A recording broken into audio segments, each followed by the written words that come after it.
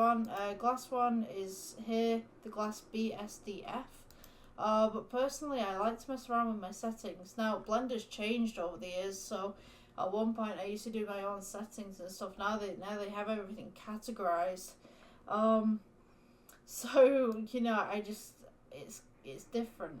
It's different. It really is.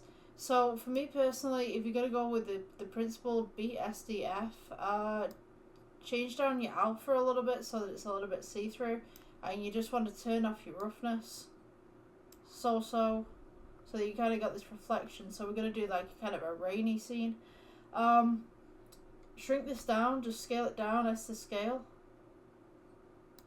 And what you'll notice now that we just have a square in the middle, we want to fill the rest of this space in right here. So what we're going to do is just repeat on the other axes, and then we're just going to adjust it as we need it. So you should have something like this. So it's all kind of wet and rainy and all that kind of stuff. Now you'll notice that the pattern here repeats a little bit. So I mean, you can do random seed if you want. You've got waves, choppiness scales here, foam. I don't think you're gonna need foam.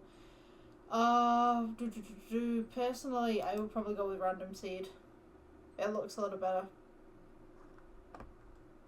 Okay, so the next step is to make some pavements or sidewalks right here.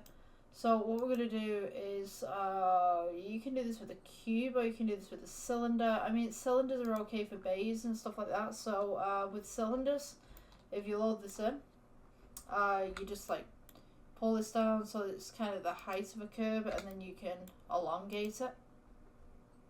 If that's what you'd like to do, that's cool.